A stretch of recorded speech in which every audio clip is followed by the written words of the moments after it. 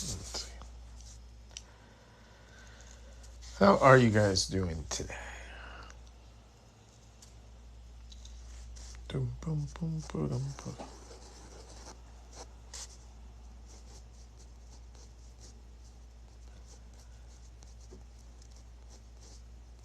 I just felt like drawing for a little bit, so wanted to, stream while I did it, just to have some content. Because everything is content. Everything is content. But it's been a good day. Had some fun. I got to ride my motorcycle today, so can't complain too much. So what would you guys like to learn today? Would you guys like to learn anything today? If you guys just feel like drawing something fun, we can just do that too. But if you guys feel like learning something in particular, let me know. That's what I'm here for.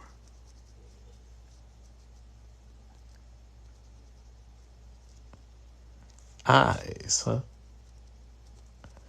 You guys want to learn how to draw eyes? Hit the little heart button if you guys want to learn how to draw eyes. Go.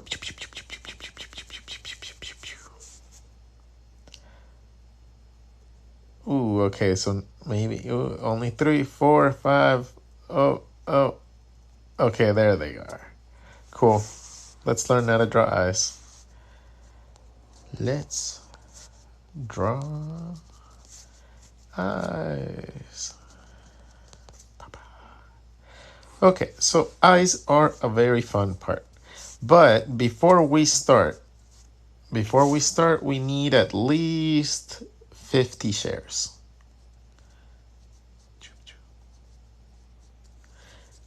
Pium, pium, pium. If you guys hit those 50 shares, then we will start our lesson. So I was looking at some stuff on Pinterest, right? And I came across this little diagram that showed me how to map out the back muscles. And I wish that I had I wish that I could look it up like right now, but it was actually really interesting because it was quite helpful to be visualizing it like that. Right? For some reason, I've never really ventured into back muscles. Queen Danny, I am not going to be taking lives. Sorry. And that, in a little bit of research, just led to understanding this section of the body a little bit more. So the moment that I get better at learning that part, I'm going to pass that on to you guys. And then you guys will be able to draw really cool heads and back muscles. So we still need to get to 50. Once we get to 50, we'll draw eyes. And eyes are actually really cool. Learning how to draw eyes is an absolute delight. Understanding the concepts that happen around them, right, is what allows you to draw them in a bunch of different styles. So, if you guys want to learn how to draw eyes really cool, hit that little share button. We're almost there. We only need about 16 more.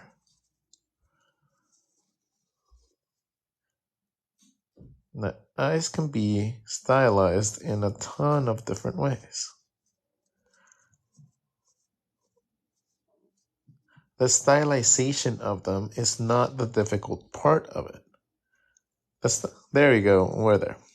So, okay, as we were talking about eyes, right?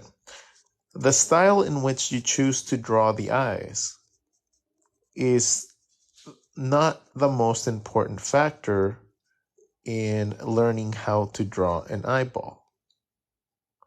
Learning how to draw an eyeball and learning how to consistently draw eyes in different styles is going to come down to you understanding what you are drawing. From simplification to more complex to more realism, it's going to depend on your knowledge of the eye. Maybe you can only draw eyes like this because you only understand how to draw an eye in the most simple ways, right? And that's not necessarily bad. That's a great way to start. I love drawing my eyes like this, especially when I'm doing really quick designs and storyboards and I just want to get something out there. It's really, really, really cool to just be able to draw eyes incredibly quick. Now, that's the power of having just a very simple concept for your eyes. Being able to change facial expressions is very important too, right? And understanding a very simple way to draw different eyes is very important.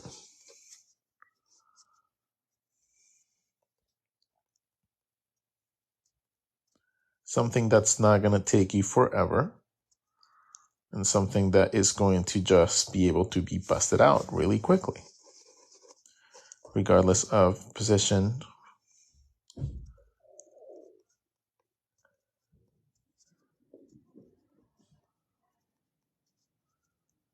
Right? Being able to change the facial expression of something really, really quickly is very, very important. So I'm going to teach you guys a couple tricks after the anatomy lesson, right? After the anatomy lesson, I will teach you guys a couple tricks that I know that will help you guys draw your eyes a little bit better. So the reason that I'm not going to teach you the tricks before is because then you guys will try to just draw with those tricks and you guys won't try to actually learn. So I'm going to put you through the process of learning properly so that later on it doesn't become a hassle for you to be able to do this.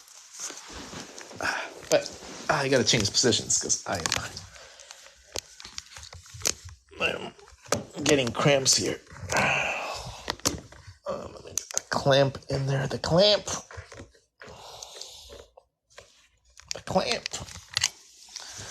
Okay. There you go. Oof. Just burped. All right, cool. There you go. Awesome. Let me stop the shaking. All right. So let's go into the anatomy of the eye.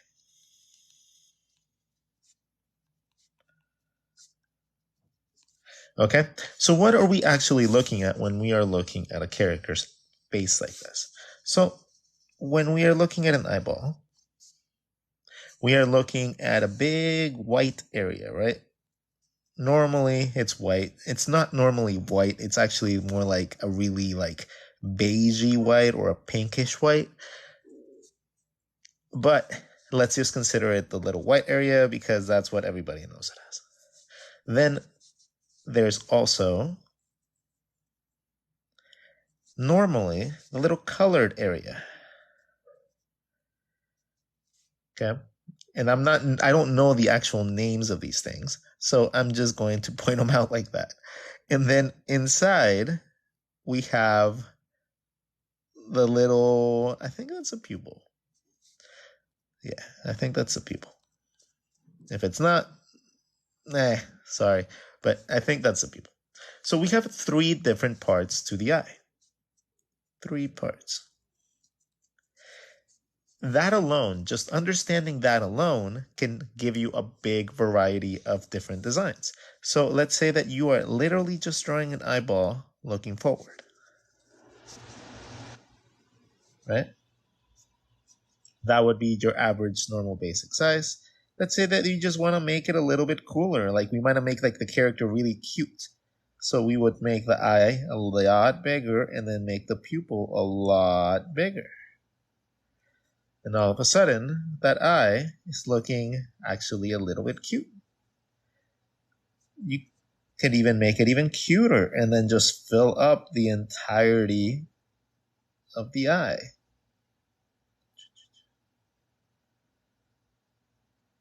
Right? So as you go and you change the size of your pupil and your things inside, you can make it really small and make it really creepy or like someone's scared, right? Just by understanding those 3 points of the actual design, you have already changed the emotion of your drawing. So, not just that, but you can also go into different designs inside of them. Maybe you want like a little like snake one. Maybe you want a little goat one. Or a camel. Maybe it's like a gecko and it has like a bunch of dots just all over the eyeball. Right? Again, understanding that these are different elements allows you to play along with, with what you are trying to convey. Now, you might notice that I left something out, right? That big white spot that everybody loves. The big shiny parts of the eye, the highlights. Choo choo choo. So, the reason that I left the highlights out is because the highlights aren't part of the eye. They are not part of the eye. It's the lighting. That's lighting. A highlight is not an anatomically like anything of the eye. You don't need to draw a highlight. And no, it like doesn't happen in every situation. There is not like highlights everywhere just floating about like highlight, highlight, highlight, highlight. Like that is something that's very style based and it highlights don't always happen. But let me show you when they do. When they do, they happen because of this. Okay. Boom, boom. Let's separate this. Okay.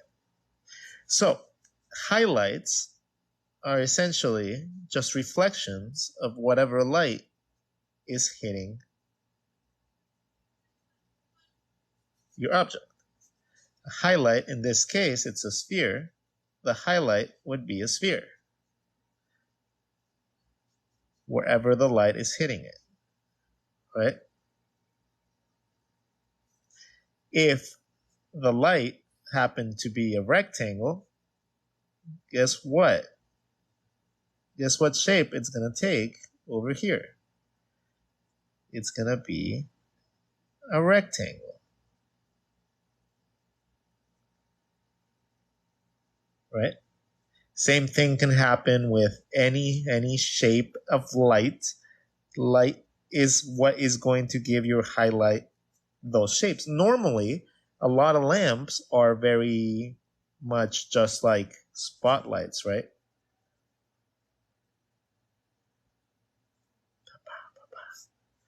So a lot of the highlights that we have on things tend to be spherical or circular because the light is a circular object.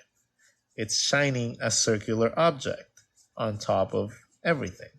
So if you have multiple highlight and multiple light sources, so you have another one here, then you would have multiple highlights. Okay? Same thing comes with shadows. If you have the lighting from here, it would be casting a shadow onto the ground. But over here, that's also going to be shining light here, so it would be casting a shadow on whatever wall it is that is over here. So highlights and shadows work in that fashion. They don't just magically appear on a face, and they don't always go on a certain part of the eye. Like, you don't have to always put them in the same place. Like, a lot of people put them on the upper right, right? And that's because the lighting would be coming from that direction. But you don't need to put it there. You can put it on the bottom. You can put it on the top. Once you understand what you're drawing, it's much easier to be able to move it to wherever you need it. Right? In this case, let's say that she's looking at something that's shining onto her face. That's where the light would come from. This is the highlight that would come from this light. Okay? If you're just outside in the sun,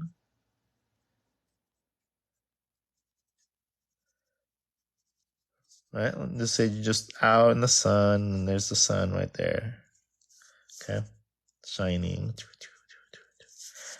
Your highlight would be, since this is a sphere, right? This is a sphere. Your whole eyeball is a sphere.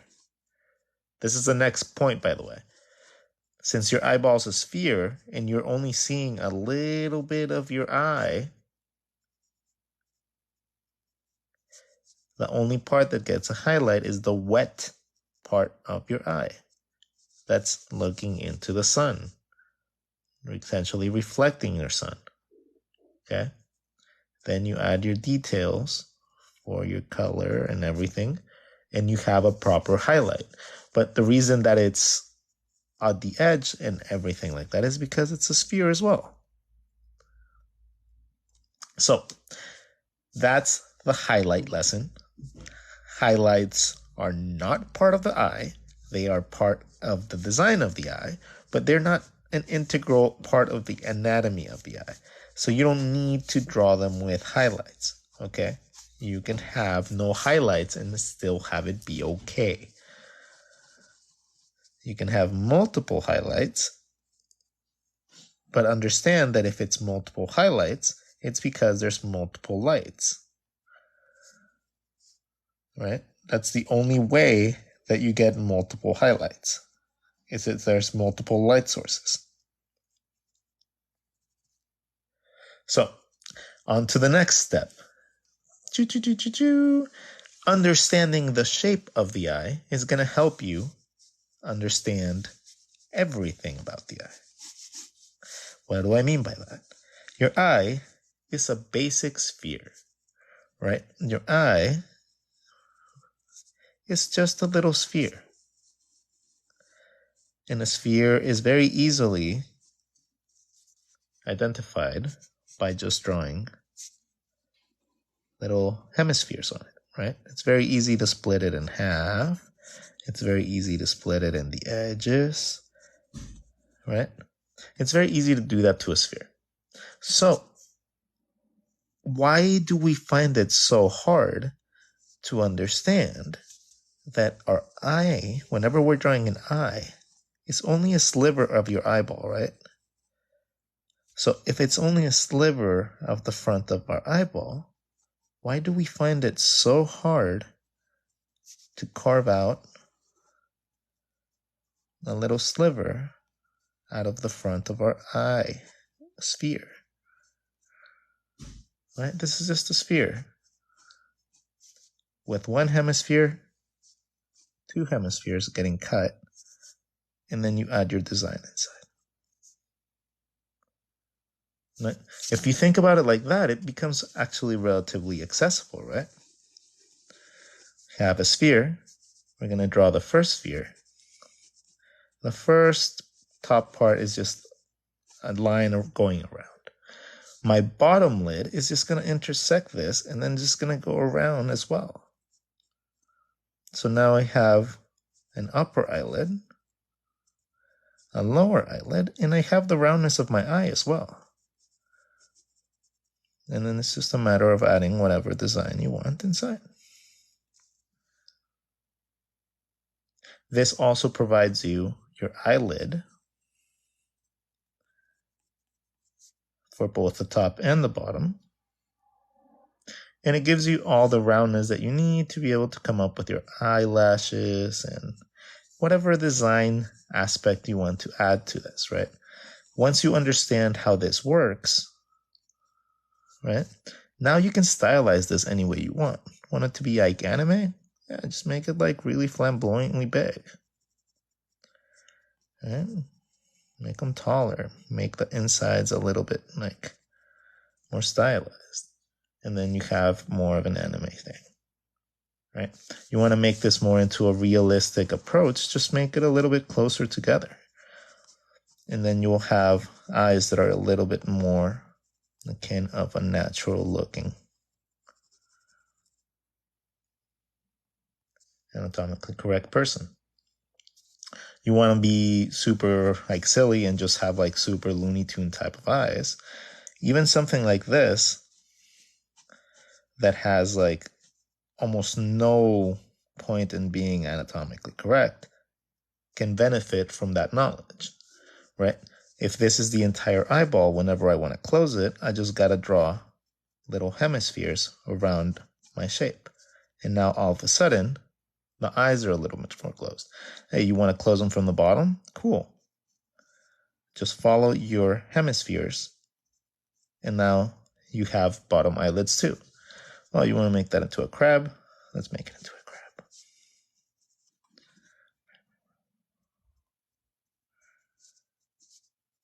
Okay? So it doesn't matter what styling you put on these things. It's a matter of understanding the shape of it, how it works, how it functions. And then that knowledge is going to allow you to stylize it in any way you want, right? Profile drawings will not be as terrifying anymore, or 3/4 ones won't be as terrifying anymore, because you can just map your face, understand that your eyeballs are two spheres, right? Two spheres. There's no style to this. Two spheres. Then we are going to add hemispheres to our eyes, just so we have like a guide to tell us where we want our eyes to be. From there, I get to choose whatever eyelids I'm going to choose. In this case, let's go with like a comic book one. Like, let's go with like slightly more narrow eyelids. The upper eyelid is already given because of the rest of the eyeball. The bottom eyelid as well. I'm going to add some design elements to this. Right? Understanding the rest of my anatomy would be, of concern here if I wanted to add like nose, like cheekbones, chin, all that stuff. I make videos on those too. If you guys feel like wanting to like learn how to draw that, feel free to go to my YouTube channel. But let's say you have that, right? Very easy to map out what you're doing. If you're drawing things in like a 3/4 view, it's easy to understand this as well. You just have to understand that there's going to be a little bit of overlap. And your nose bridge is going to block off a little bit of that other eye.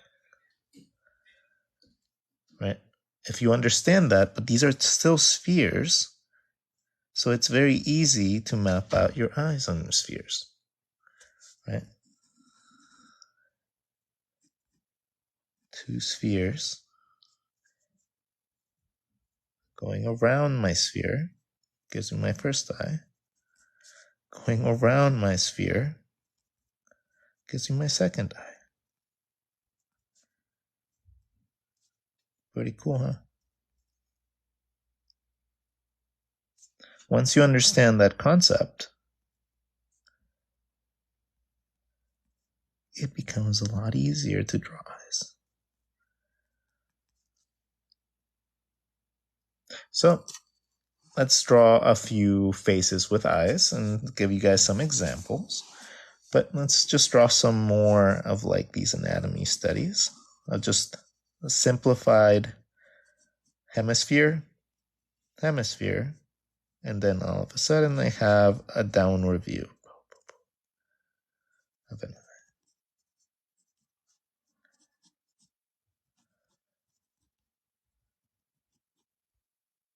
Right. Sphere, hemisphere, darken the top one, and now I have another view.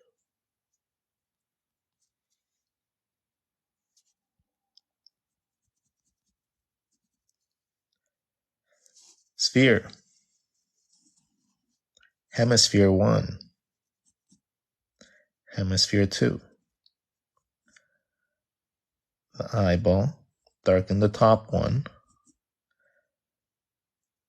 And then add whatever style you want to the inside. Okay? Hemisphere 1. Hemisphere number 2. Heavy eyelids to create a nice, sexy pinup type of eye or something like that. Okay. Angled eyes are no different. Angled eyes are just angled like hemispheres. Right? They're still going around, it's just angled. If you want even more stylization to this, let's make a bunch of eyes. Let's just fill in the rest of the face with eyes. Right? So, examples. I'm just going to start every single one of them the same way. Hemispheres, and you guys can choose to observe how simple it is to do these things.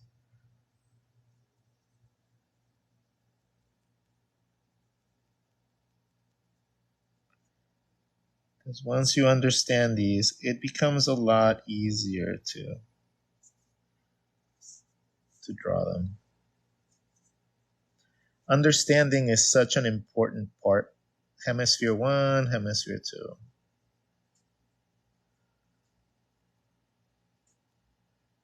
Just understanding where things go is honestly one of the biggest aspects of learning how to be an artist. Like, for example, with these, right? Like, if I understand where the shoulder connects, I will never, ever, ever wonder where my shoulders connect ever again.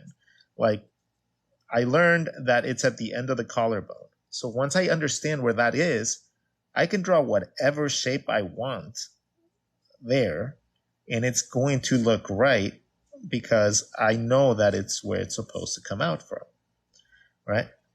It doesn't matter the shape, the size, even like the style. It can be a noodle for all I care.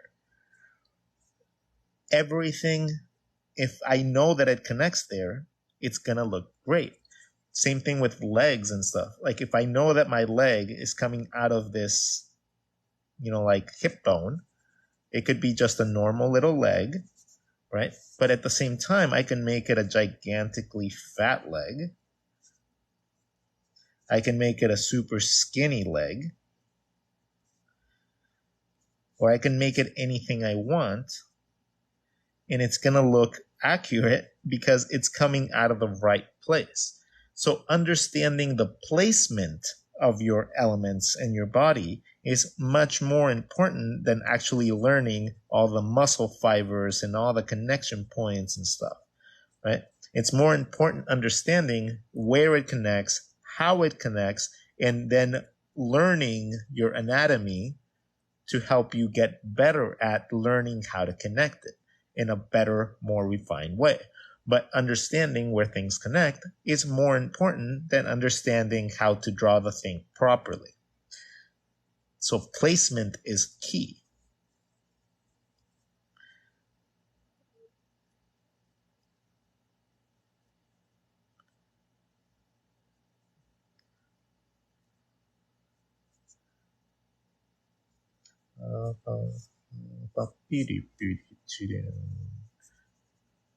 I'll do different shapes too, so you guys see that once you understand the concept of this, you can start changing the shapes to everything, right? Once I understand the concept of this being a sphere or a shape and then just doing that, let's make an eye out of, I don't know, a box. At this point, I can just make an eye out of anything because we just understand the concept of it. right?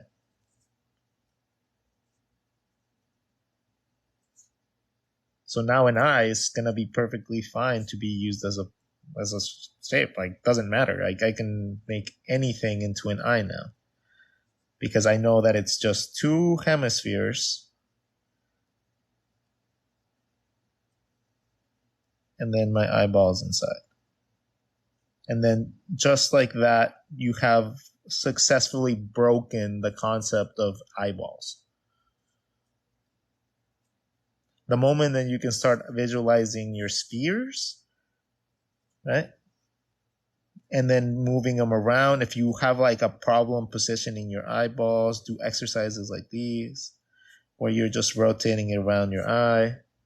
Do exercises like these because it's just like the way you learn how to position them. Once you see an eye where you need it, like once you want an eyeball for that, then look for the hemispheres that are going to make it look right.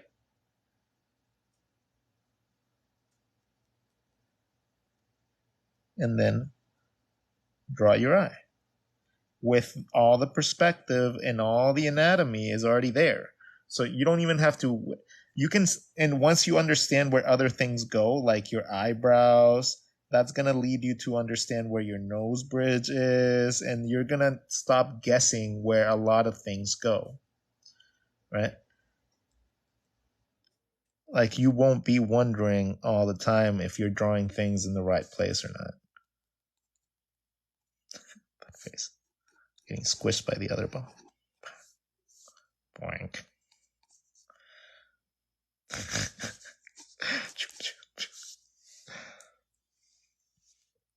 Okay, so this is not like I always upload these to YouTube. So if you guys go to my YouTube channel, you guys will have like a bunch of options like to watch videos like this. So I like to record all my stuff and then I like to have it for prosperity on YouTube. So if you guys want to go join my YouTube, hey, it gets me closer to that 100,000 subscriber part, uh, which will give me a cool little plaque. And it's honestly just for the plaque. I just want the freaking plaque. Like I've been doing YouTube for like, I don't know, 6 years now. So I have like 50,000 subscribers, but I haven't gotten to that 80,000 or 100,000 mark that is needed in order to be able to get that stupid little plaque. And I want it. I want it. Yeah, harder angles like from very behind are very useful to be able to be seen like this. Okay? Because you understand exactly how much of the eye you're going to see and how much you're not. So it's very important, especially when you're looking back, to understand the roundness of your eyeball. Also understanding that it's a profile shot, right? If you're like drawing a person in a profile, you're only seeing about half of your eyeball. And it goes around and around, and then you have the rest of your face. But you only see about half because the rest of it is being blocked by your eye socket and your temples and your cheekbones. Okay? So that's why you only see half of it. And plus, the little slit on the eye only normally goes about like halfway. So yeah, like keep that in mind whenever you're drawing your eyes. Just subscribe to your YouTube. Yay! It says YouTube. Yeah, the same name. You can even go to my links. Just go to my page and just go to the link right there in the stand store that shows right there. And then you guys can just go to all my channels. You guys can find my Instagram. The Instagram is where I upload most of my like just like day-to-day life thing. Like that is my journal. So you guys can come join that. You guys can come join my Instagram. You guys can join my YouTube if you guys want to, like go look at a lot more videos and a lot more resources. If you guys are looking at this on YouTube, you guys can go watch my TikTok live videos. That's where I do all my lives for the most part.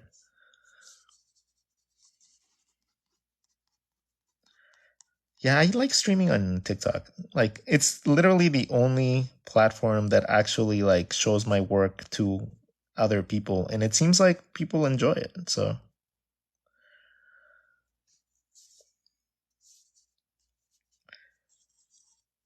sphere, hemisphere, hemisphere, design inside.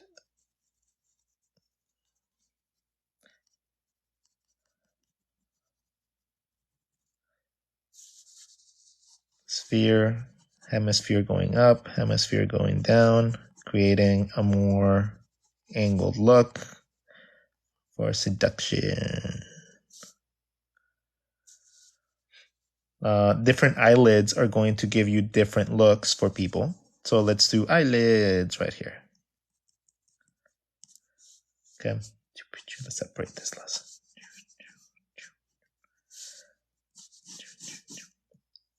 So eyelids. Normally, the average eyelid is going to, like for the average, very generic average drawing, is going to go from one hemisphere to the other. And it's mostly going to go like this, right? Your lower eyelid moves very little up and down, very little. But the upper one has this huge margin of rotation. So when you have your eye, and your eyeball inside is actually quite big, like whenever you compare to like the little slit. So it's not like this little, but this rotates up and down, but it rotates on this sort of axis, right? So when your eye is completely closed, it's more along the lines of the bottom line. So that is the basic premise of your eyelid. It opens up and it opens down, but it pivots mostly from the top of your shape. So as we go and we create and we look at what the eyelids do as well, we have to realize that, for example, different ethnicities are going to have different eyelids. You have some ethnicities, for example, let's say like Middle Eastern people, for the most part. This is just generalizing, by the way. This is not me like identifying like anything or like doing anything to say anything negative. This is strictly just for identifying different types of like eyes and stuff. So I'm sorry if I don't mention everything in the proper terms, but I just don't want to get banned. Okay, so whenever we are going into eyelids, let's say if you have more Middle Eastern like type of facial features, it's going to be a heavier eyelid, and your eyes tend to be angled in a little bit more, or angled down a little bit from the side, right?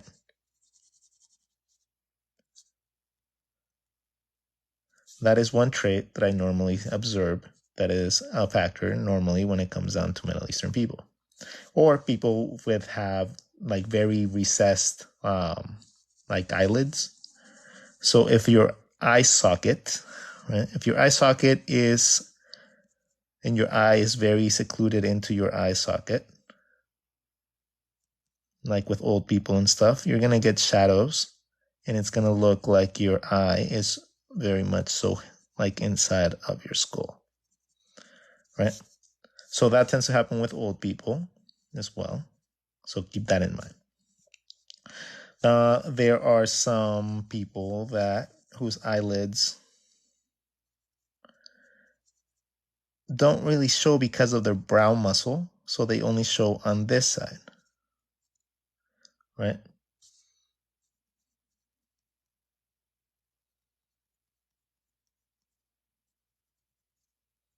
People whose brow muscles cover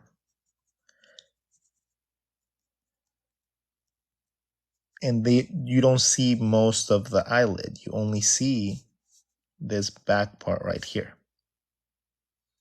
that is going to be what I've noticed that from being is a lot of Filipino people, Lao people, and like people that just have more Asiatic nature tend to have these like type of eyelids. Then you have let's see, hold on. What am I missing here? More Caucasian people tend to have more of a eyelid that is more leaning towards the front.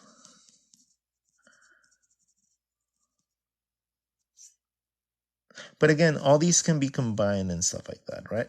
And all these come with an understanding that your eye is just a little shape. And then all these different lines can mean different eyelids, different eye shapes, different like way the eye looks and stuff like that, right? All these lines can give you a ton of different varieties and they can like represent absolutely every single nationality.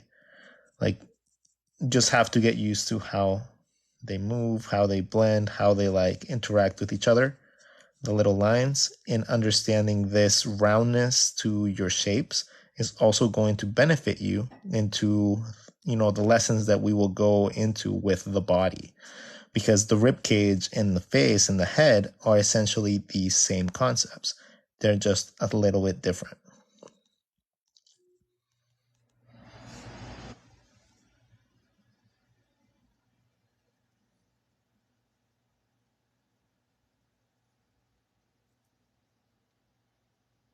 I don't know, but look at it now. Let's see. Okay, so that has been a decent lesson so far.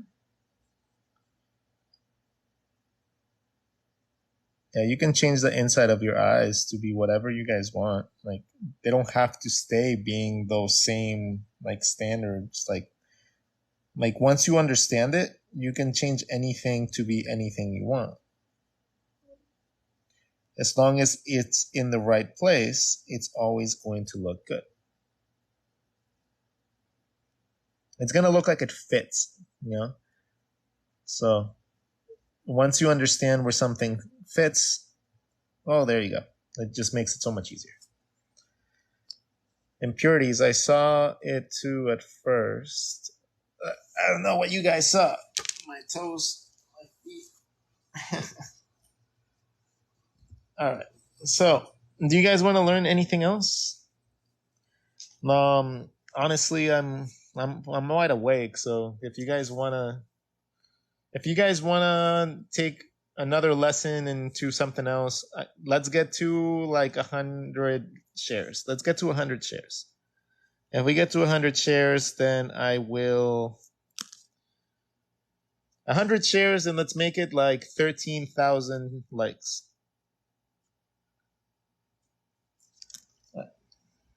Once we get to that, we can draw something else. But what should we do though? What should we learn? Besides from like the eyes, eye shape. What should we learn? Birds. What? Oh, we can learn the side of the head. Just came by. I was wondering if you have a YouTube. Yeah, I have like hundreds of videos for YouTube. Hundreds. And it's under the same name. So you can just find it like that. Hands. We just did hands though. Yeah, we just did hands like yesterday. So let's do something different. Side of the head. We did hair too. We just did hair. So we're not gonna do hair either. Let's do the side of the head, because that's an annoying part for people. Like, people never understand like the distances between them. Like, the side of the head.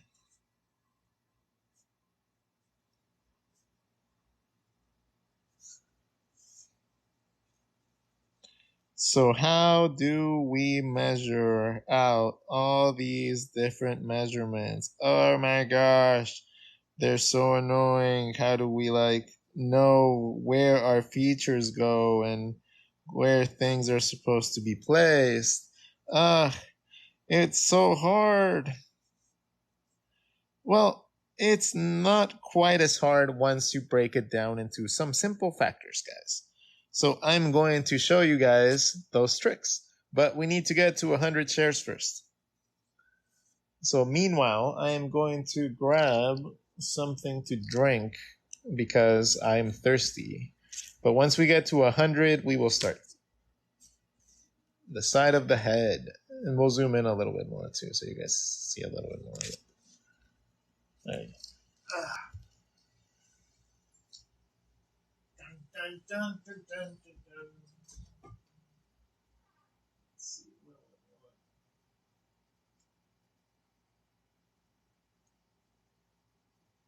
Let's do this. Okay. So, did we lose everybody? Oh no, we actually gained followers. Jesus. All right, we made it. Cool. We made it to the 100. Okay, let's start drawing the side of the head, but let me drink some stuff first.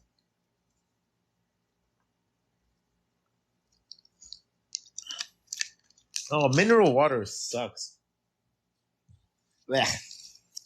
I've never liked mineral water. Okay, so let's examine the side of the head. What is it about the side of the head that is so darn complex? Like, why is it so difficult for us to understand where things are supposed to go? The neck is a pain in the butt, and the neck muscles are in the pain in the butt, and understanding how this connects to the body is a pain in the butt. So let's actually talk about a little bit of what we're looking at and see if we can't understand it a little bit more so that we can make sense of it, so that it clicks, so that you can learn to stylize it more. So whenever we are looking at a human head, what are we looking at in general? Well, especially from the side of the head, we are looking at a couple elements. We are looking at the bone structures and little bumps and stuff that normally make your face protrude. These come in the shape of bones like your teeth, your cheekbones, your temples, the back of your skull, of course, and things like your spine and your rib cage.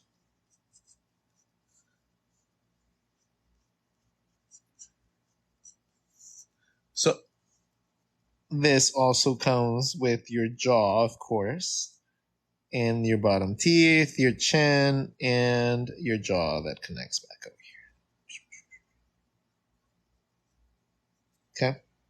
So when we're looking at the side of the head, this is what we are looking at. Whatever style we decide to go with, like, is our own option, right? Like, if we go with very skinny design, we're going to end up with something like this. If we go with something, like wider, we're going to end up with something akin of something like that. Right? The whole point of understanding our anatomy is to just know where the placement of objects go. It's not necessarily to always get the perfect anatomy for a human character. No, that is important to learn too, but it's more important for you to understand where things are placed on your body, because that's going to allow you to be able to play around with your shapes and understand what you're doing. Your knowledge about how to draw an ear in profile and get it like perfectly, right? Like, oh, what are all those? That's not that important, right? Understanding where your ear goes, that's more important. So let's talk about where things are supposed to go on a face and why and where they go for a reason. Okay, hold on. I'm about to sneeze. Okay, so some major points that you need to keep in mind whenever you're drawing a face in general, especially if you're going to be doing this for animation or for any sort of anything that tells a story, is the fact that the bottom jaw is very, very malleable. So the bottom of the jaw can rotate a lot and move a lot depending on what type of position you're going to be saying. So don't draw the bottom of the face until you are ready to know what expression you're supposed to draw. What I like to do is I like to break my face up until where the nose canal is. Right? If I can understand up until this nose canal, this little crevice right here, this is where my nose would come out from. Okay? If I can draw up to there, I can focus on my details, like my eyeballs being inside. They're round, right? We have our eyebrows going on top of our eyes. Our ear just has to be behind the middle line to give yourself enough space for your temple. So behind the middle line, give yourself enough space here because your eyeball. And then remember, this space on top, this space right here is where your brain goes. So it really depends on how much brain you want to give your character. Do you want to give them a bunch of brain? Or do you want to make their brain fit into a smaller area? Right? That is essentially the spacing. That's the reason for the back of your head. That is where your brain goes.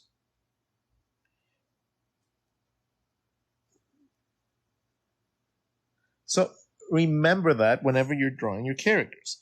If you feel like your head is a little bit too small and you want something a little bit more anatomically correct, you can always add volume to it so that now your brain and stuff like that falls in the right place. Understanding what's inside, like inside of your eye socket right here, you'd have your eyeball. Right? And we just talked about eyeballs. So we go around 2 hemispheres, and that gives us our eyeball. We know that this is the bone, so I know that my eyelid only goes up to there. I know that my eyebrow is round, and it goes around my eye, so it goes around my eye socket. Therefore, I know that my eyebrow is there. If my eyebrow is right there, that means that this is my nose bridge. Therefore, this has depth. Right? Again, this is the eye socket. So at the bottom of my eye socket, you're going to have your cheekbone. Your cheekbone is also going to be connected to the edge of your nose. Your cheekbone is going to have depth as well. Then we're going into your mouth. Your mouth is very, very interesting. Your mouth, as long as you understand where the placement of your bones are, all you got to do to create interesting mouths is go to the edge of your mouth, to the edge of your nose, create a little teardrop, create your bottom chin,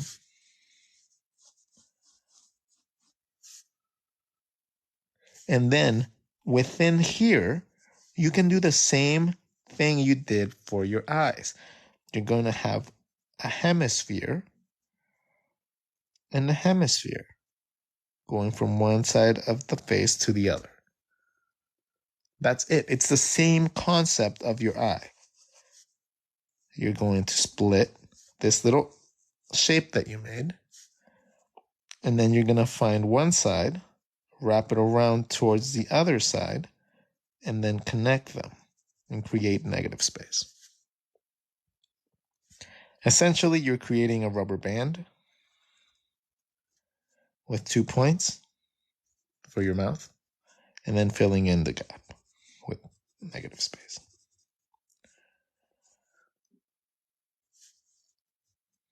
Rubber band, negative space. Rubber band, negative space. Right? As a profile, this same concept applies, but the mouth is going to be wide open.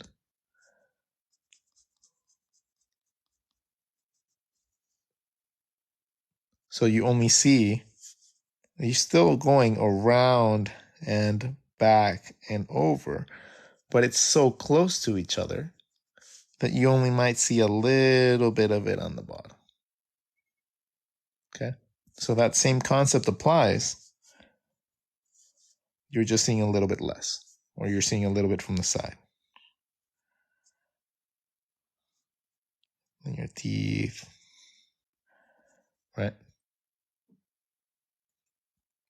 So again, let's go back to our placement. Oh, for example, our ears go a little bit behind where your jaw hits the top.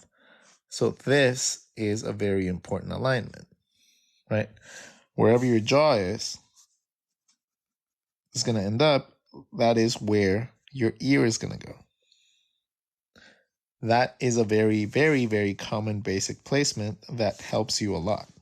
So when you are drawing quickly and you're drawing, let's say, a person in public, right? I like to just divide everything in 4. I will set all my features within 1/3 of my face. So I like to divide this in 3. And this is how easy it is to draw a profile when it comes down to drawing the features of a profile. Your eyebrows go in this one. Most of your features go in that one. Your nose will come out outside of that. Your ear will be roughly behind the second one, or into the third one. And then everything else is either your hair, here is your hairline, whatever type of hair you want to do, and then your chin. So that's another easy way to break down faces. Understanding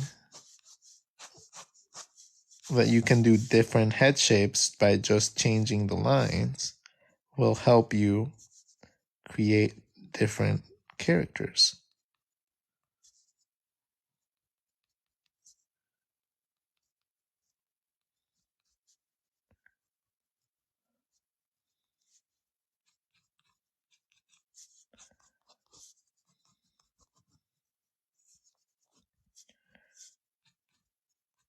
But that's normally the placement for the features of a human.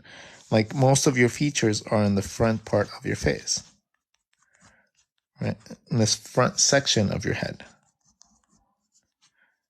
This front section is more akin of a mask, right? Like it's more round than the rest of your face. The rest of your face is relatively flat on the edges, and the top of your head is from the top is like relatively flat as well. It's only here in the front that you get like this roundness to your shape.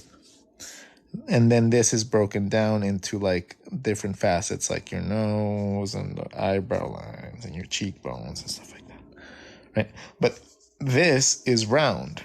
Most of the sides of your face are relatively flat. And then the top of your head is also round. So that's why it's a complex shape that not many people understand really easy at first. Another way that you can actually learn to draw faces in like 3/4, 3/4. That's the rule for this one. So draw your basic sphere for the top of your head, right? And then when you're drawing this middle line, just draw the middle line for your nose. So this is going to have one side and it's going to have this side. So if I know that that's the middle line, I already know that my nose is there. If this is my middle line, I can already come up with my eyes like really, really quickly. I know that's my middle line, so I know that my temple, that's going to flatten out. And just like that, I came up with a face really quickly.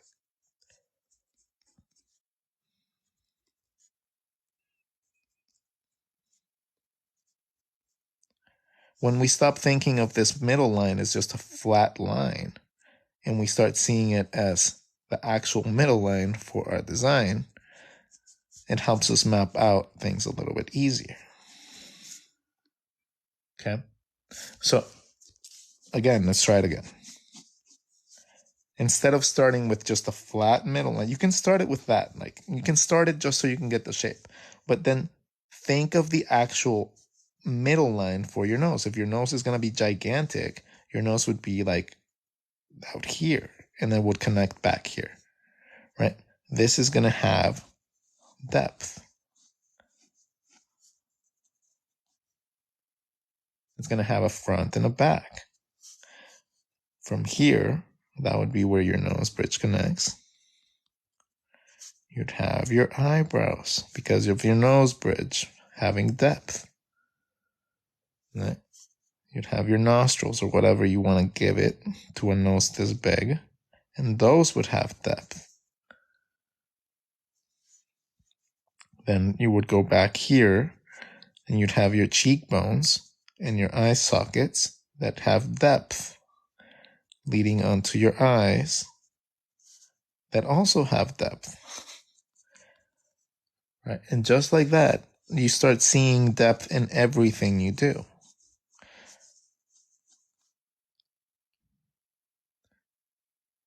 Shapes like your head have depth.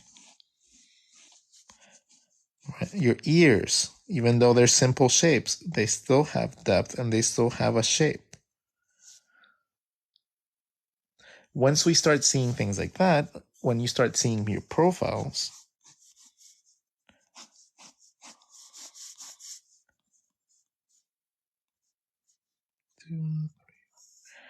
you can start moving them a little bit, creating a middle line that's different. Right? This has depth, front and back.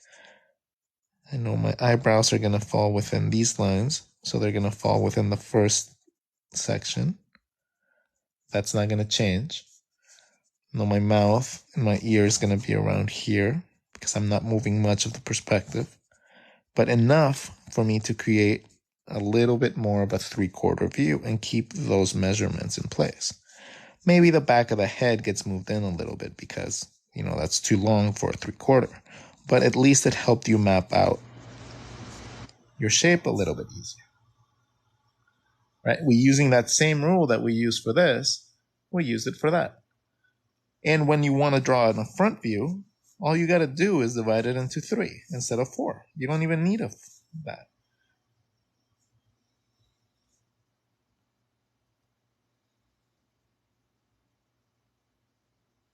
Right? So you simplify it even more because you don't have a need to draw all the 4 sections in the back.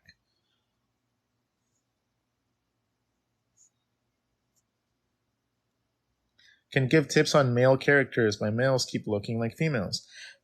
No, you know why that is, right? Okay, I'm going to give you like a mega super simple tip. If your male characters are looking like female characters, is because you're drawing the hips too big. Right?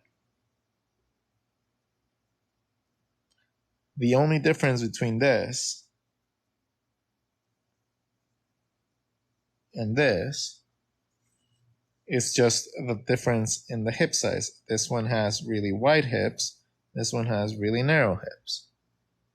So whenever you want to eliminate or you want to make your characters look a little bit more masculine, for the lack of a better term, okay, I'm sorry again, kind of like with the other stuff.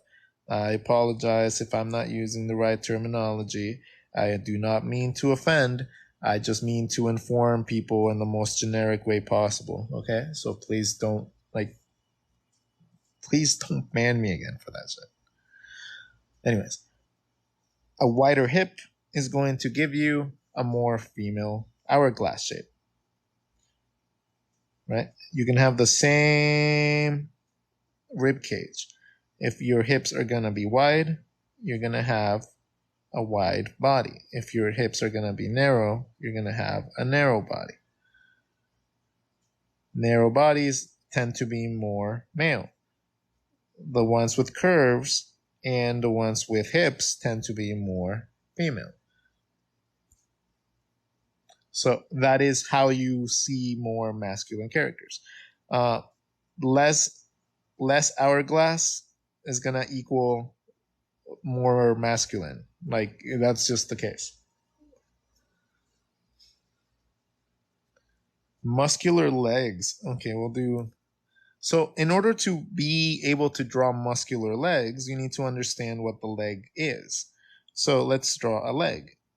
Let's draw like a really simple leg.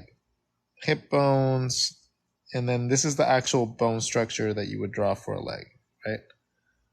Like you would have your thigh, and then you would have your calf or your shin bone. This, the reason that your leg has these little curvatures is because your leg is positioned like such. Okay?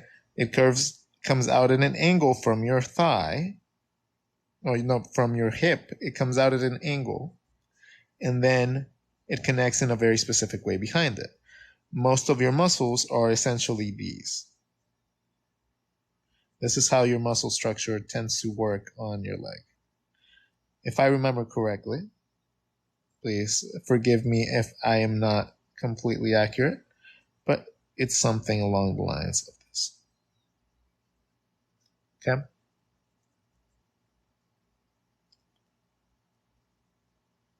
So you have a bunch of like really big muscles that split right here and they create the opening for your kneecap.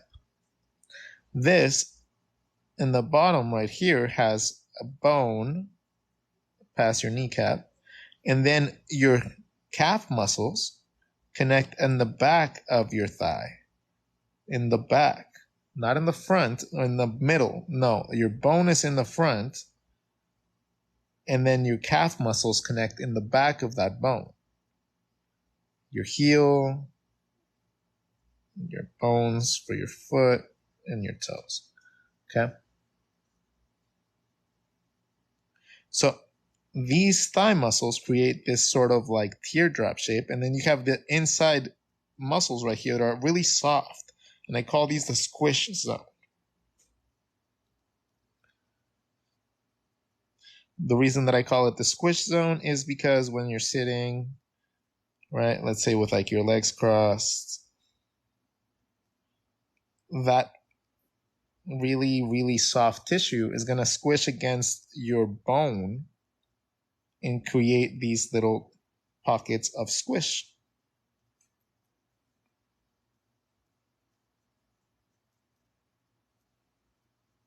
And those are valuable when it comes down to your pinups. Like it's just really good to know where your squish areas are.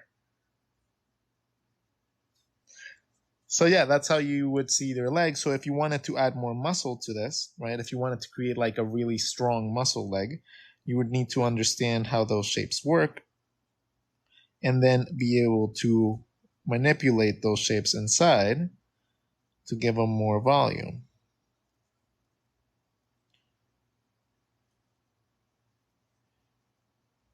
And the more you understand how the anatomy works, the easier it is to draw something with muscle. But it's really hard to just stylize it. Like you can just make like a really big leg and that will give you the representation of that. But it's never going to be as strong if you actually understood what you are drawing, right? If you actually understood what you're drawing, then you can manipulate it in any way you want. You could have like a really big thigh, like really strong thigh, and a really skinny calf, and that have that fit perfectly, make it look really cool because you understand how muscle structures work, right? So you're not like relegated to just drawing the same muscles that you have had somebody else draw. At this point, you can make your own muscle structures the way that you want, the way that you wish that you could draw something. But that comes with the knowledge of anatomy, and that comes with the knowledge of perspective as well, right? You need to understand how something works in order to be able to break it.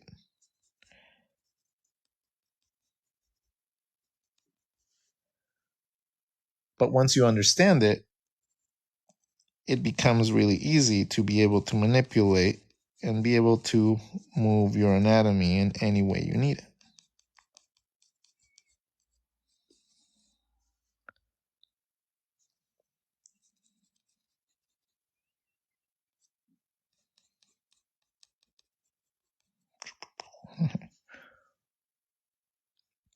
Difference between masculine and female face structures. How do you draw faces in different perspectives? Well, how would you draw? If you want to learn how to draw faces in different perspectives, it's as easy as taking it by steps, right? Learn how to draw a basic face. Learn how to draw a basic sphere. Learn to map out your basic shape on your basic sphere.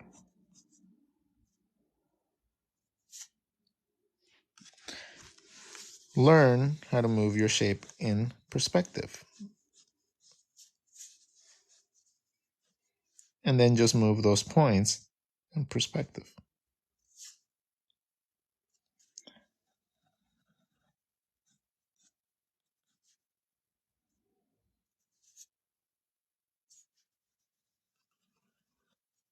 It's not very hard.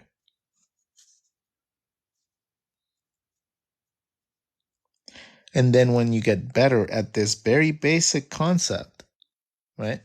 Once you get better and understand this concept, once you understand this, you can start adding your knowledge of anatomy to it. So you can start adding a little bit more. Like chins and eyebrows. And see if that is easy for you.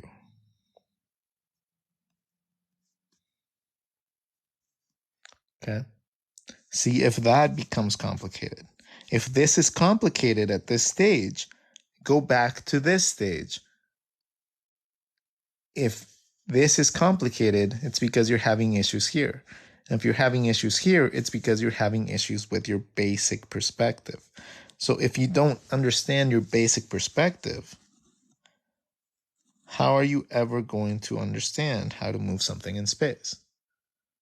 So this, into this, into this, into that, and then eventually you get to the point where you can add so much anatomy to this that you end up with really cool characters that you're moving in space, right? But they're all based on proper anatomy and proper perspective because you understand your shapes now.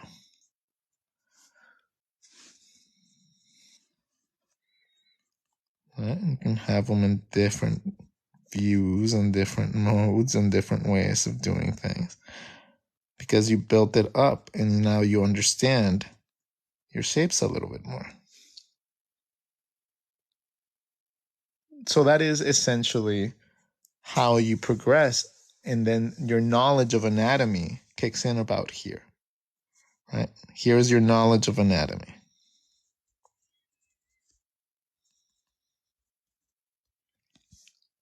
Without that knowledge, you'll never progress from learning how to draw an eye super simple like this to understanding how to draw even something as simple as an eye looking like this, right? It's going to be really hard for you to just progress, and even more so if you want to create something more realistic. Because that visualization that you need at a certain point stops being just your rendering skills. It stops being your observational skills and seeing how much you can actually pick up from a real looking person. So, yeah. No, that's what I'm saying. Like, it can be this, but you will never be able to progress to the next step if you don't understand your basic shapes. If you don't understand your basic anatomy, you can't progress past that. right? You'll be able to draw in a certain style really cool, but then you won't be able to draw in any other style. And as an artist, that's like a death sentence. You're like asking for like failure.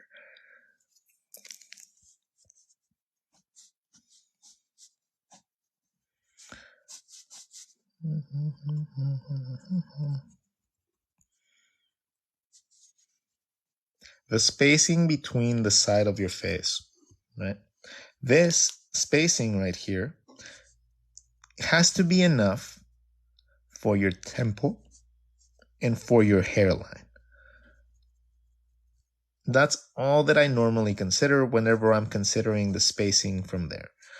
When you're looking at your profile, you might notice that the nose normally sticks out. And that's because I'm not mapping out the nose when I'm drawing these things. I'm mapping out the basic concepts of anatomy. So I'm mapping out my eye socket. I'm mapping out my nose canal. And then I'm mapping out probably where my ear is supposed to come out. And then my jaw comes after. Actually, no. Normally it comes in right there. I just drew those seams a little bit weird. There you go. And as long as I keep those parameters, I tend to get a very proportionate head. My mouth comes out from here, and it normally is going to come out a little bit because your lips have a little bit of depth, right? Your mouth in itself has a little bit of depth. So it's always going to come out a little bit. And then your bottom lip also comes out a little bit. And then your chin also comes out a little bit.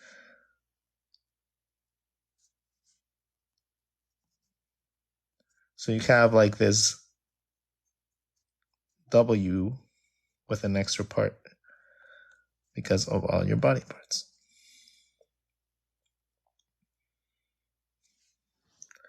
Cool stuff, man.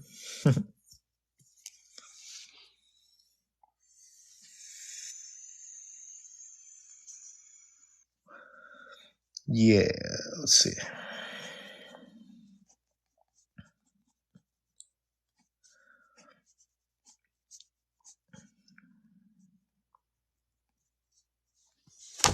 Let's see.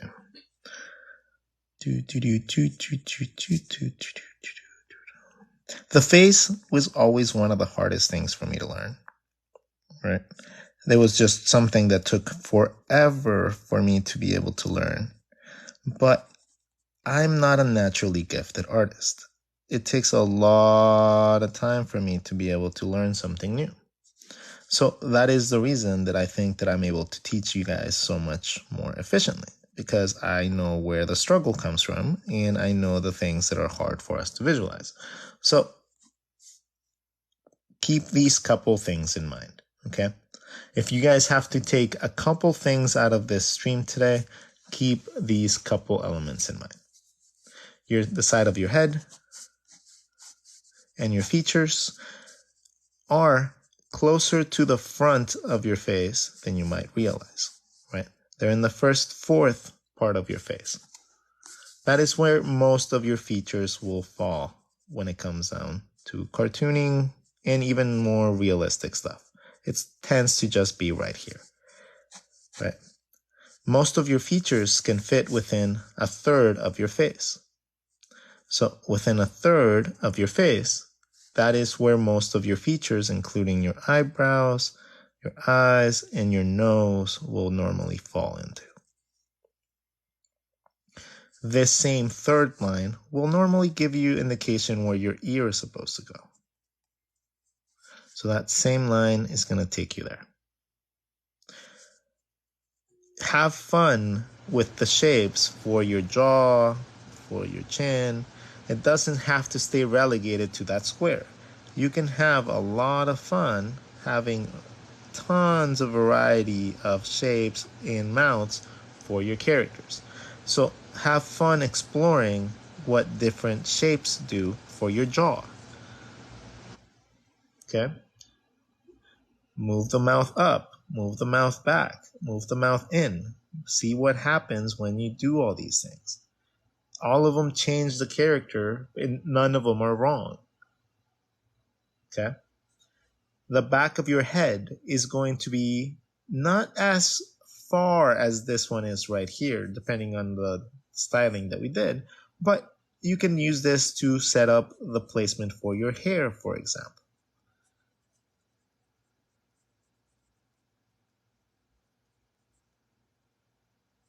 Okay? Your head would probably be like, according to a character like this, it would probably be around here, but your hair would be around that area. So you can still use those as guidelines, right? And every character is going to be different. If you want a more, like pin-up-y type of character, just whenever you go in to draw your features, make sure you make your features nice and big. Angle them up so they look like exotic. A nice simple nose. And then, again, you can draw your hair very similar to the last one we did, so it's a similar example. Your jaw can just be a little bit more refined, and then give it some lips that you want for your character to give a more sensual look. In this, like that, you have a more feminine shape, right? Add your accessories, whatever else you want to do, work on your posing a little bit, and soon enough, you're going to have awesome pinups that you can, sell, play around with, or do whatever you want.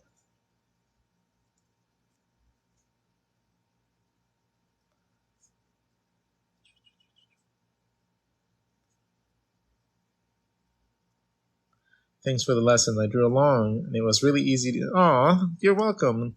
Thank you. I love hearing things like that. If you guys actually get something out of what I'm teaching, it's like, it's to me, it's so cool to hear everything that you guys have to say. Like, it makes me really happy to know that I'm actually making a difference. So if you guys are learning and you guys like what I'm doing, please just let me know, because that's lovely. Like, I just love hearing from you guys. It makes my day, knowing that I'm doing something right.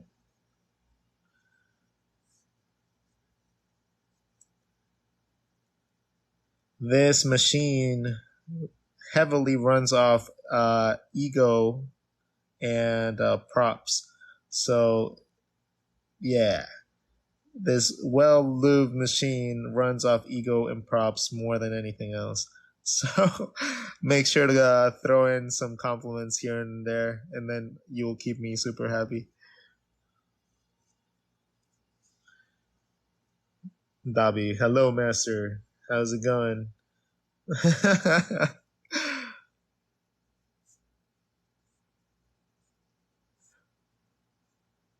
you know, like, I like to share with you guys sometimes, like, the things that my therapist says to me, right? Uh, so it's very important that, like, I let you guys know this because I found it really, really funny. So apparently, I am a very selective person when it comes down to who I spend my time around. And according to my psychologist, because I've been going to therapy lately for some depression issues, but he told me that the reason that I can't stand being around other people for very long is because I just get incredibly bored with people. So I get incredibly bored with small talk, and I just find it so dreadful that I would rather be alone, sitting by myself in my bed watching anime, than having to deal with other people pretending to be somebody they're not. Like, that was like a realization that me and him came up with. And, you know, he told me that I have to make an effort to go out and, like, talk to people and like, like actually pay attention to what they're saying and stuff like that. But that sounds so incredibly dreadful. Like that sounds so horrible. Like I'm not like a narcissist or like somebody that's mean, but I just don't enjoy just including people in my life unless I have to, like it's not enjoyable for me. It's not like something that I love doing or have like a lot of practice doing as is. Like I just don't like socializing with human beings unless I have a lot in common with them. And like I find it that I'm gonna have to be doing that a little bit more if I want to get better. But oh dear God, I am dreadfully like I don't want to. Like I just don't want to. But I just found it really funny. I thought that you guys would get a kick out of them, like knowing that. So because I love talking with people and I love being involved in like the aspects of life that I find incredibly appealing, like, teaching and like, learning from people and like actually like important things in the world. But when you give me small talk, like, oh dear God, like I will just jump out of a window. Like I will be like, nope, nope, I ain't doing this. Not today, not tomorrow, not no no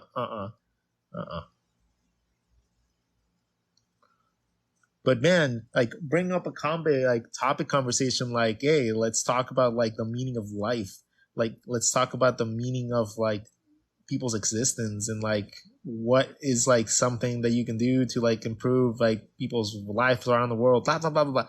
More like in-depth conversations, right? Like that oh please do like bring that to me. Like message me on Instagram and then just talk to me about this. Like even if you're not my friend right now, like you can become my friend by just literally coming up with a awesome thing to talk about, and then I will be fascinated by you.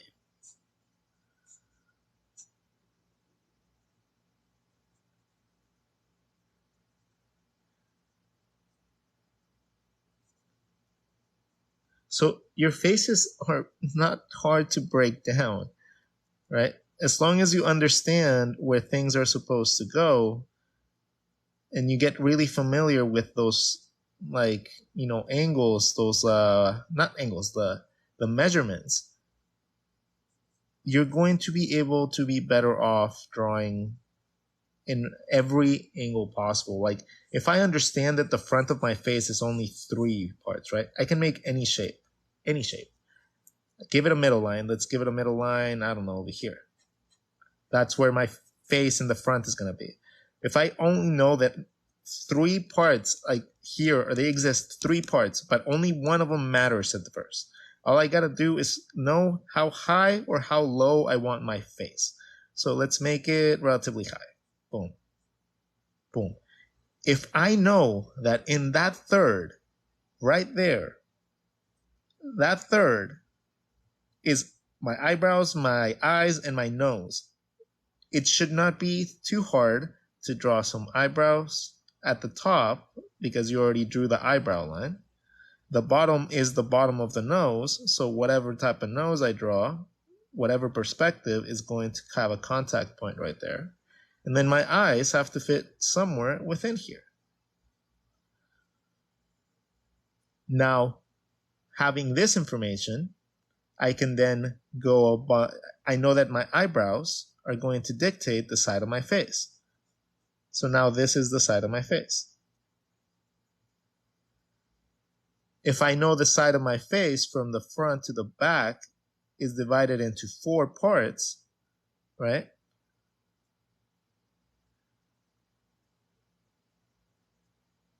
Because we have them dividing these into four parts. So I can divide that into four parts. I know that after my second one, that's where my ear is going to go. So 1, 2, 3, 4. And then from there, it's just a matter of carving out my shape to give it a little bit more depth.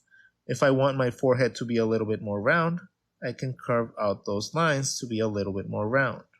Therefore, it's more round. If I need my cheekbones to be a little bit out more or not so much, or bring them in or whatever, but let's accentuate because it's easier to show accentuation than diminishment. So if I needed my cheekbones to be out more here, right, what's going to happen here? Obviously, this same shape has to be mirrored. So it's going to bring in that shape here. So that line in this shape in the inside gets changed a little bit.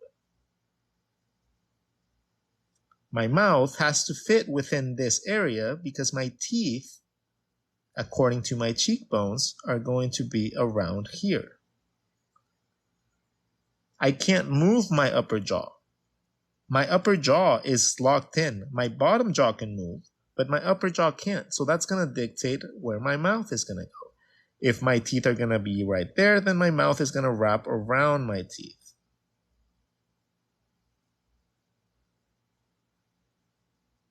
I can decide what to do with the bottom jaw later, but for now, let's just have it open like this.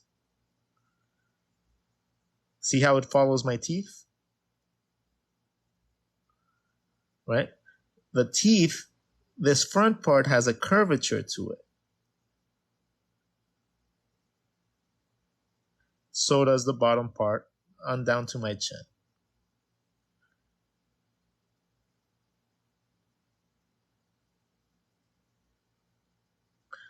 My chin to my ear connects my jaw. From my chin to my ear is back here, so that wouldn't be able to be shown. So this is my cheekbone and this is my cheek. So my jaw doesn't even see from that side. And that's how you would approach using this same technique and just learning how to count 1, 2, 3, 4, and how to use that to be able to come up with measurements even for a random shape for a head. When you become more familiar with certain aspects of certain shapes, right, you'll be able to break it down really quickly and be able to come up with your character designs a lot quicker. But that comes with time, and that comes with more understanding, right? You can get really quick with it and be able to map out your characters incredibly quick. You can use this for caricaturing as well. And if you're drawing people at like coffee shops, just draw with your pen and just draw fun things. Like draw random shapes and just see what people say when you give it to them.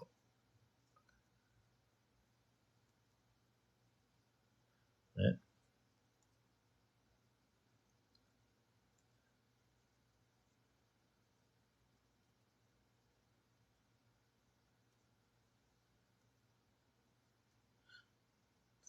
So just get familiar with the proportions, get familiar with the placement of things.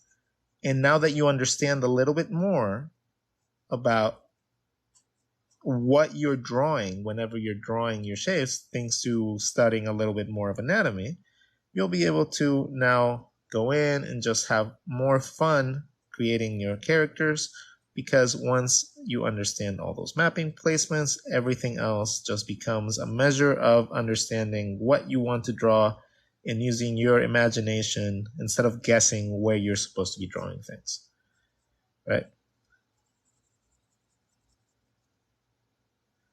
When we stop guessing where things go, that is where the fun starts. That's where we get to be creative. If we're still guessing how to draw a nose, you're not going to have fun creating really fun things like pimples and freckles and stuff. You're going to be focused much more on just the fact that you have to draw a nose. You won't be able to have fun with like accessories and like having one nostril be like bigger than the other. Like things like that, right? The difference between somebody that understands the anatomy is able to play with it is the difference between somebody that can use their creativity to their full extent and somebody that can't. Somebody that can't is because somebody else hasn't drawn it yet, so therefore you're never going to be able to draw it because you learn through copying other people's styles. And that's not a bad thing. Don't get me wrong, that's not a bad thing, but it's a limiting thing, right? You're only limited to the amount of knowledge you can actually output without the input of somebody else. And if you ever are looking forward to creating your own styles and you want to create your own like way of drawing and you want other people to admire you for that, you need to understand that most of the people that create really cool styles are people that know what I'm teaching you in and out, like in way better than I will ever be able to explain it, right? These are people that understand anatomy so much that they can just distort it to their heart's content in a very stylized, fun way. So most of the people that do have the jobs that create, like stylings, like let's say like a person like Steven Silver, for example, right? For a long time, he was an animator that like developed a lot of the stylings for a lot of TV shows, especially for Nickelodeon. Fairly Odd Parents and stuff like that was a lot of his stuff. Johnny Phantom was another, like Kim Possible was another one. So a lot of his styling is based a lot on very animated curves and stuff, right? Most of his stuff is really, really dynamic, because it's based on like really cool animation principles, but he didn't get to do that without knowing everything about the anatomical parts of a leg, for example, right? I bet you that if he sits down and he draws some life drawing, it's not going to be like as simple as his styling is. He is probably an absolute master at anatomy, and now he gets the chance to uh, make it simple for the world, right? When you draw an anime character and you're drawing a little triangle nose, yes, that's cool, but that little triangle nose is based on an actual nose in the way that the shadows fall on that actual nose from the top view, right? That is the reason that they draw a little triangle, because your nose,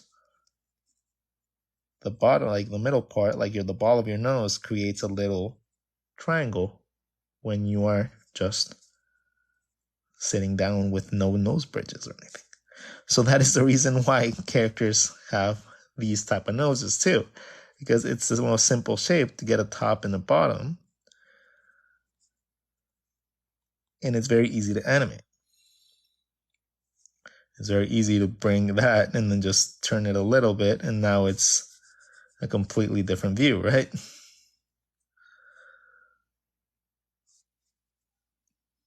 Flip that a little bit more, and now it's the top view.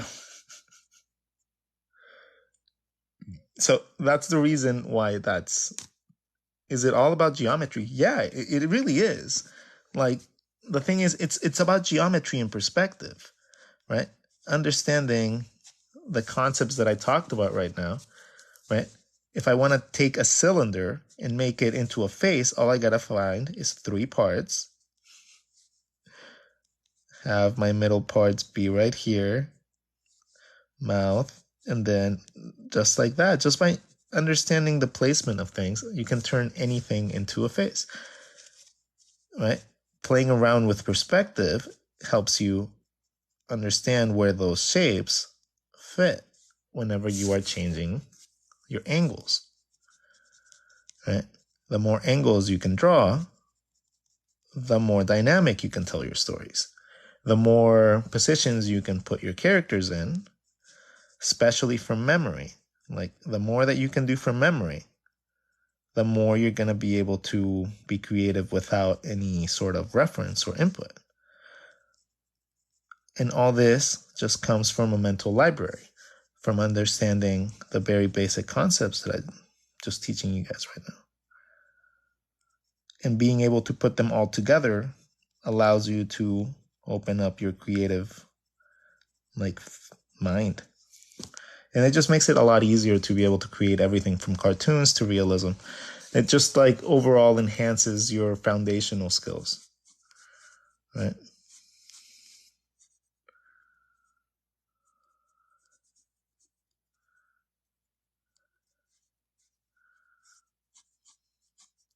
So the side is 1, 2, if that's half.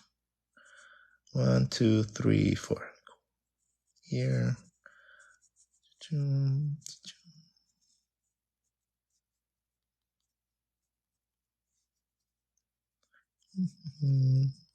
So if you guys learned anything today, if you guys did draw along with me and you guys feel like sharing with me, I would love to see all your drawings. Like whenever you guys do draw with me, like share them with me on Instagram.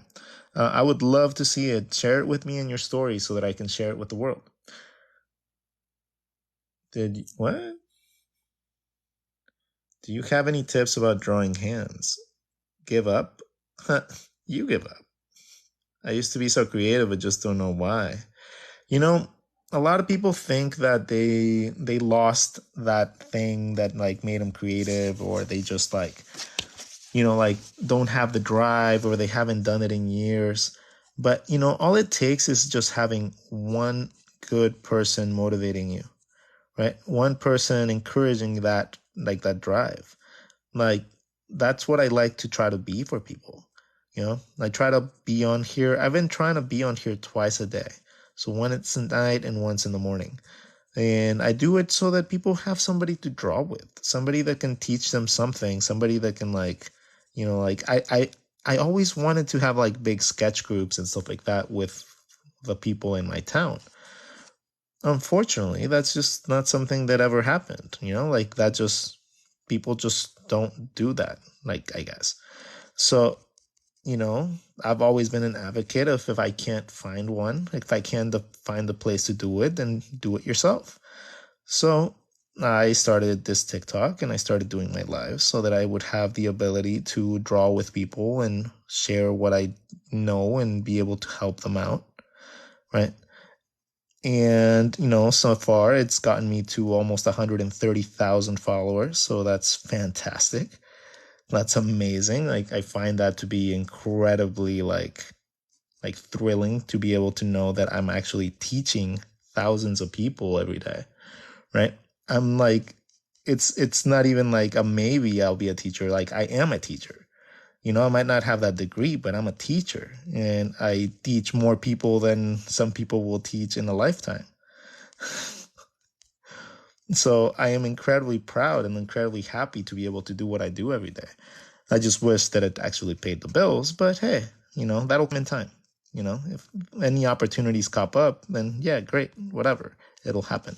But until then, I'm just enjoying being able to share my knowledge with everyone that I can, and you guys seem to be enjoying it too.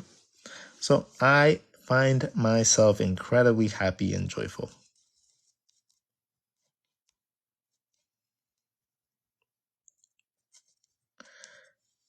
And the more that I learn, the more that I'm going to teach. And the more that I teach, the better I'm going to get. And the better I get at teaching, the better I'll be able to bring happiness to you guys as well.